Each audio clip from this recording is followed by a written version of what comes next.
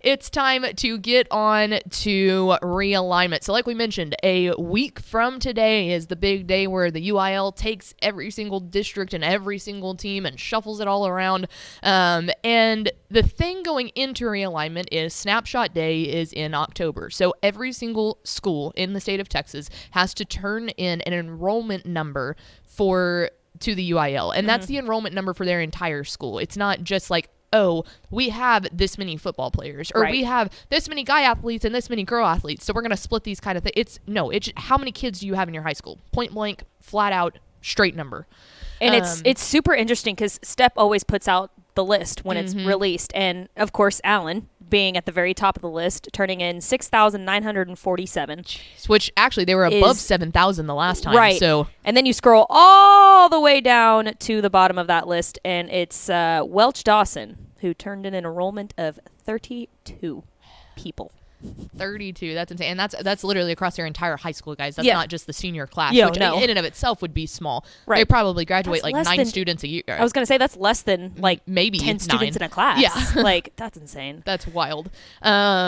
So anyway, there's always those teams that are going to be right along the edge. There's a lot of teams that they really never move because it's a small town community and no one's really moving to it. It's been established for a long time. If you're in the middle of a number, it's very rare that you'll move, but there's always those teams that are right there on the cutoff line. And the UIL doesn't set the cutoff line until they figure out how many different teams they could evenly as possible make all of the classifications and the divisions. So they don't sit there and look at what the team name is, because obviously there's no favoritism in moving up and down and that kind of stuff. They're not trying to help out anybody. They strictly look at the number of teams that would be in each of those classifications before they ever even look at who turned in what number. Right.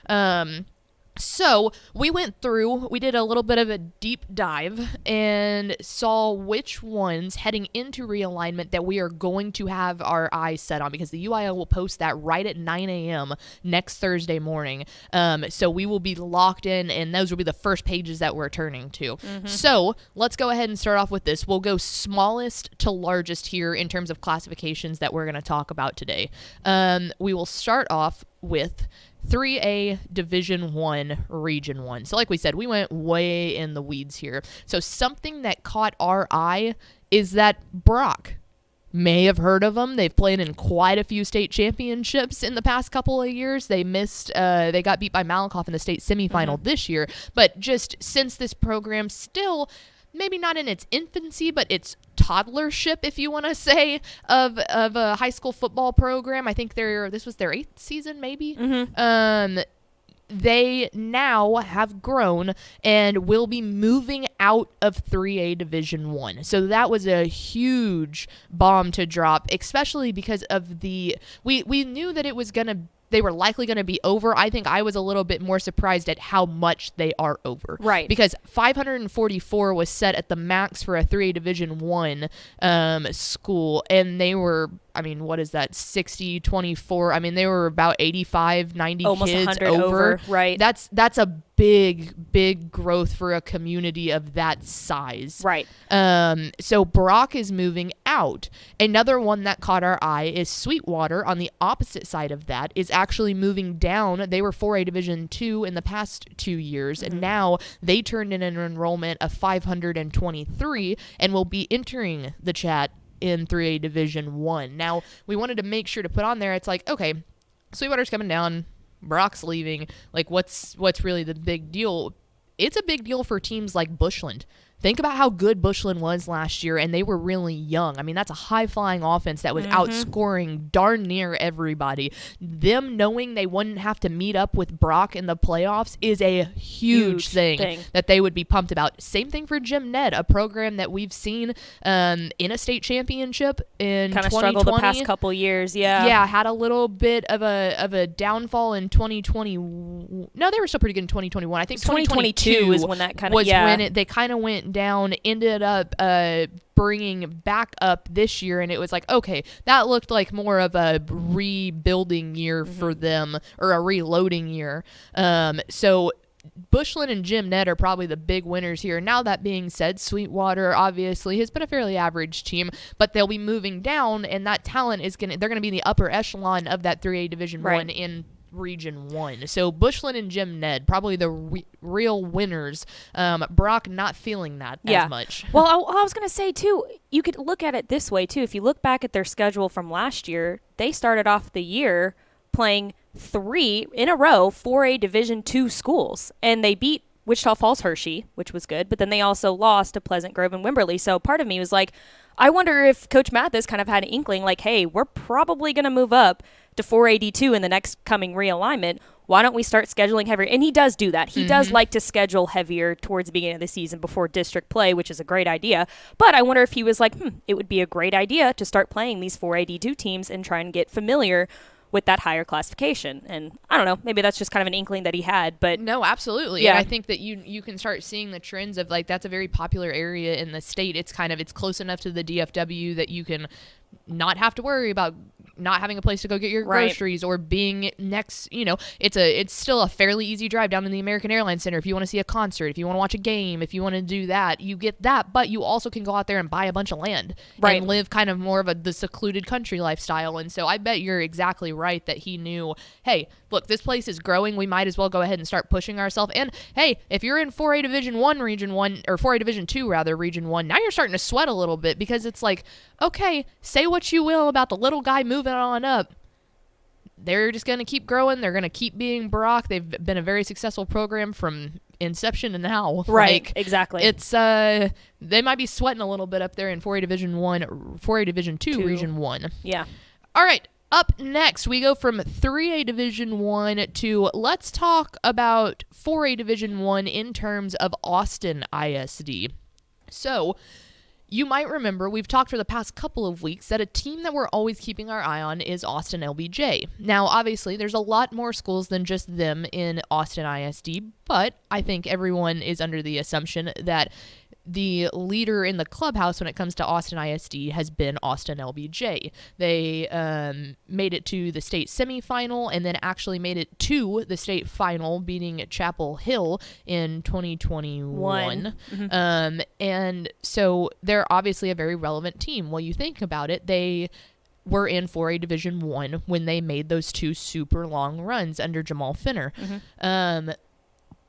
Last realignment, they opted to go up to 5A Division 2. So their numbers were very firmly in the 4A Division 1 category, but they opted to go up. So when you looked at their district in the enrollment, it was jarring how much smaller they were than everybody in their district, because even in 4A Division 1, they're very much in the middle. Like, they're not on the higher end of it. Right. The reason that they did that was because if they went up to 5A Division 2, they were able to play teams much closer to them. It cuts way down on travel time, travel cost, everything.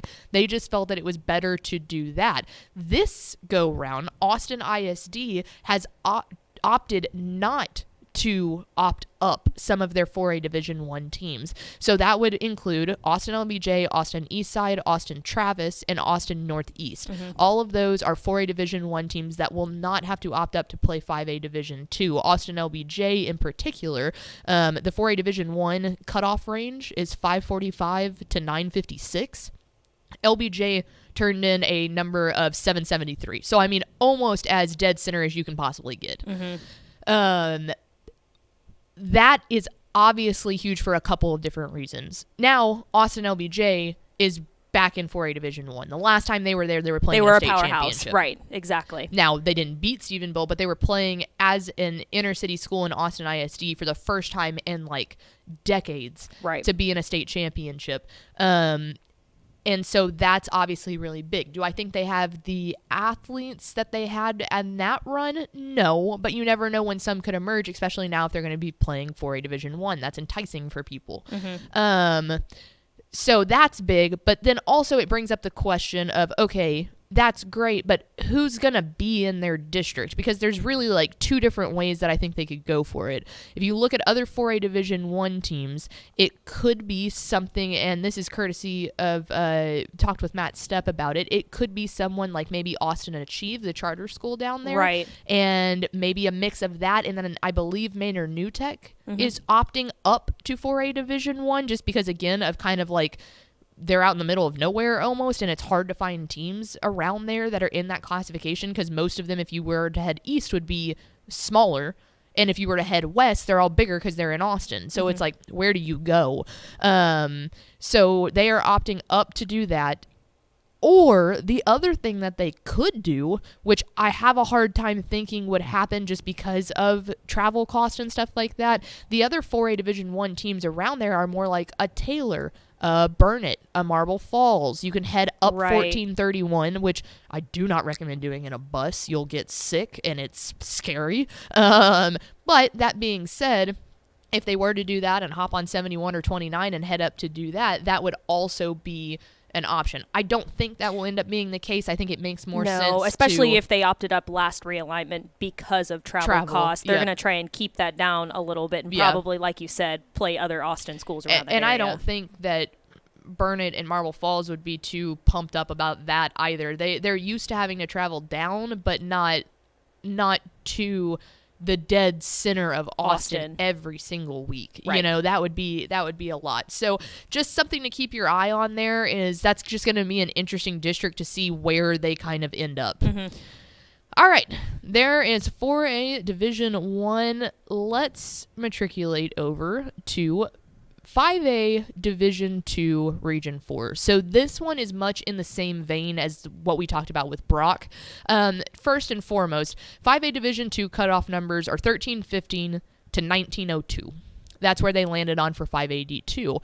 Some super notable movers and shakers here. Corpus Christi Miller turned in an enrollment of 1397, which means they're heading down. They're coming down to 5AD2. That's big for a lot of different reasons.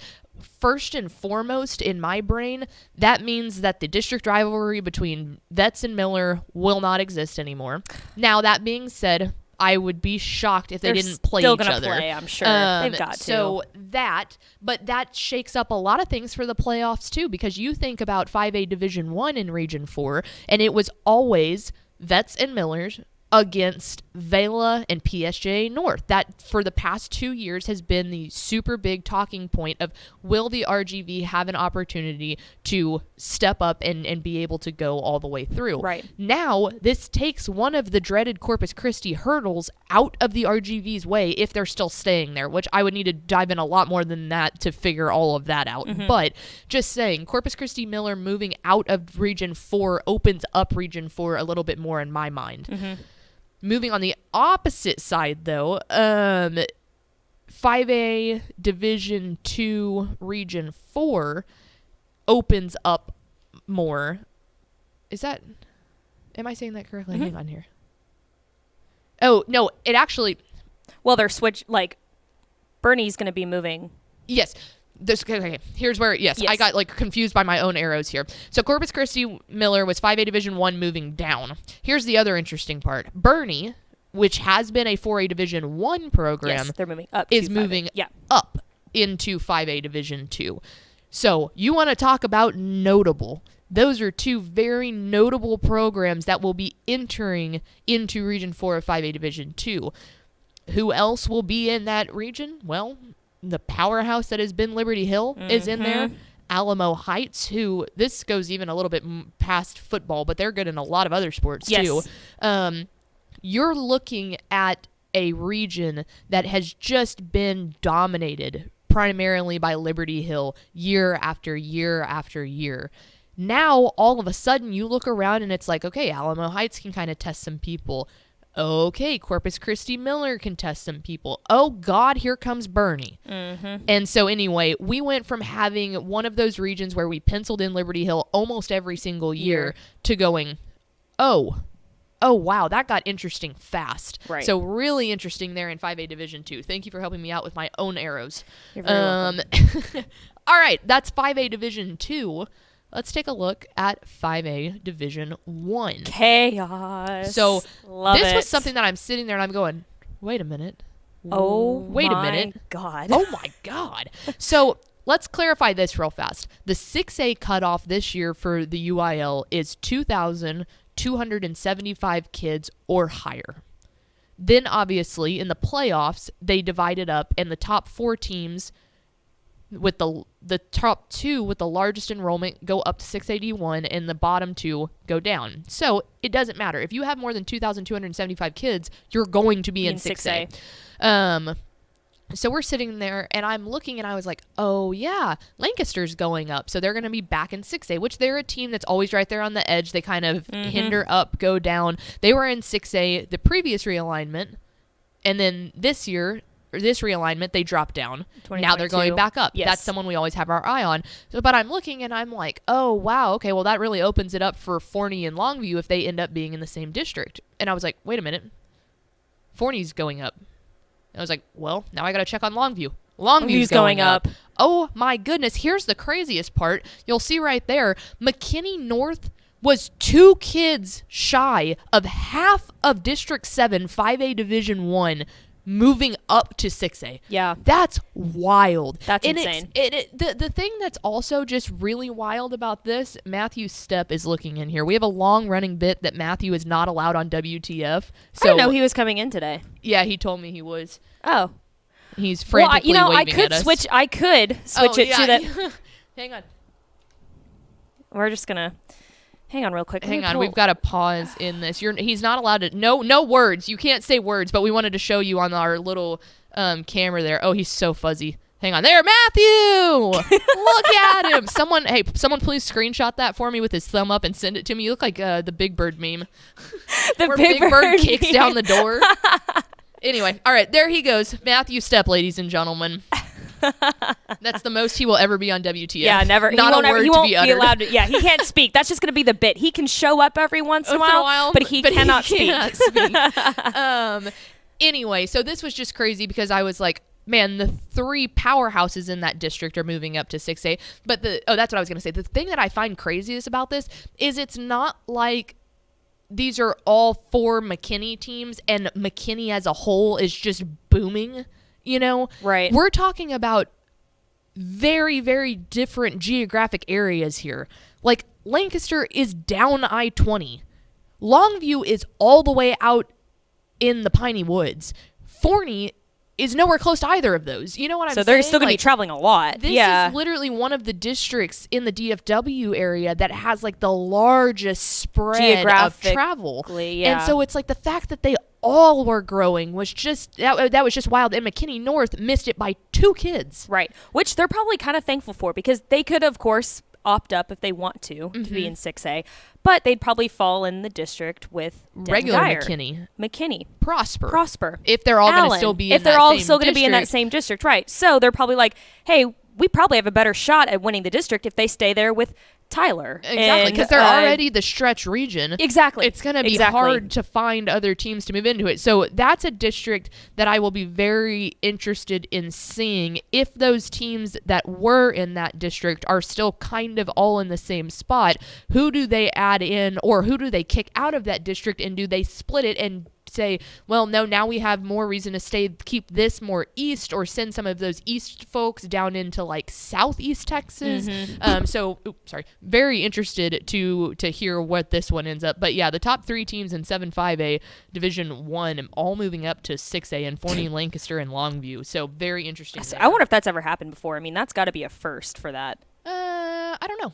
Like the top 3, I mean, almost by 4. Like almost the top 4. Yeah. That's crazy. I'm not sure. Interesting. I just thought it was crazy that Forney jumped that much too. Right. I mean, that's over 200 more kids. Right.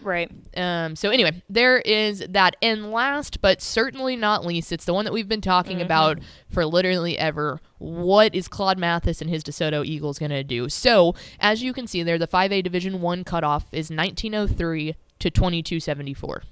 So and then obviously 6A, if you have 2275 or greater, you're going to be in 6A.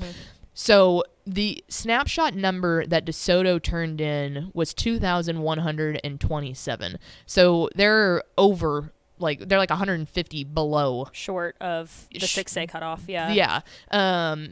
And so you start thinking about it, and it's like, man, here is the back-to-back reigning state champion in 6A Division 2. Arguably the best, not arguably, like, very clearly the best team out of any classification in the state. Yes, last year. pound for pound. Mean, just absolutely dominant. Because they beat Duncanville. And that was 6A, the 6A Division 1 state championship. Yep. And champion. So undisputed number one team in the state of Texas this last year, and I don't think that it's going to get really any different from there. They've got a couple of pieces to replace. You know, Caleb Bailey replacing him will be a big one, but I think DeSoto has the chance to. Yeah, they're going to reload like it's. Yeah, they have the chance to go for a three-peat here. Yeah. And obviously we saw this year how difficult that is to do in a state championship because there was multiple teams going for their three-peat and they didn't get it. Right. But this will be the big one that everyone has their eye on because you've got to think, too, like, if they opt up to be in 6A, then I would assume the district would look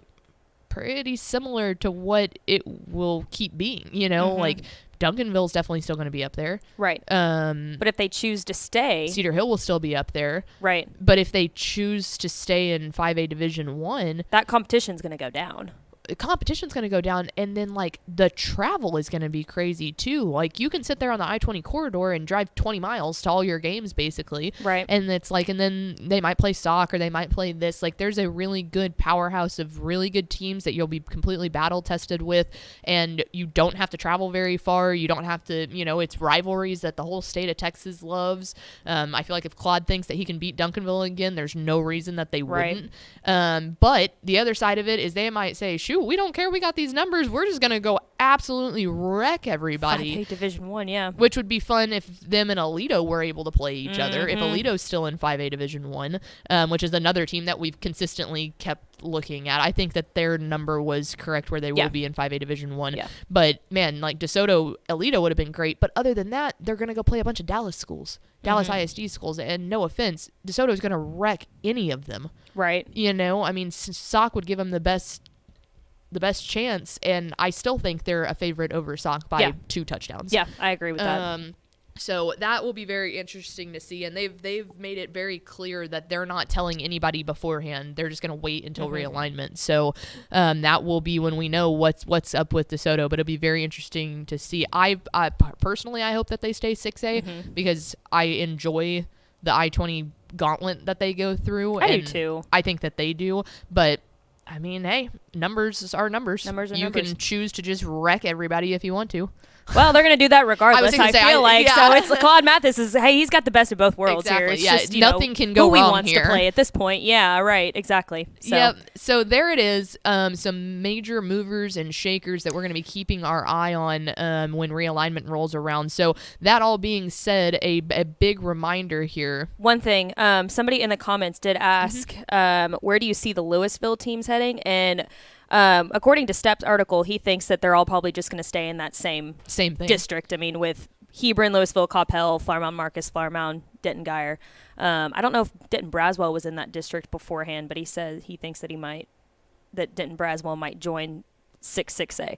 But as a whole, it's probably going to stay the same because they all turned in 6A numbers, so it's not going to change very much. Right, and that's another one of those things because sometimes like the debate between the two of those are basically who ends up with like the Plano schools. Right. And so there are years past where the Louisville teams have kind of ended up with the Plano schools, or Allen and Denton Geyer end up with the Plano schools. And that's exactly what happened last realignment because they were all in the same district the last 2 years, but now they're adding the Denton school. Well, if supposedly they were going to add. Yes, exactly. Yeah. Which that would make sense. Because if not, then I bet Braswell would end up going with the Prosper, McKinney, Geyer, Allen, all of that thing, which makes sense, honestly, like off of 380 right there. But I guess we'll see how that one ends up shaking out. But yeah, all of those teams, it's always one's going to go one way and one's going to go the other way. Like that's right. literally it. Exactly.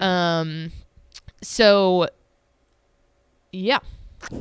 Flower Bluff and Corpus Christi Vets District. Honestly, that might end up happening because Flower Bluff is going D1. So they might replace, my assumption would be that they would replace Miller's absence with Flower Bluff, because they would literally be, they're both just switching. Right. And so, yes, I would assume that Vets and Flower Bluff will now be in the same district, which would then add in another Corpus adjacent obstacle for the RGV. But that'll all be interesting to shake out.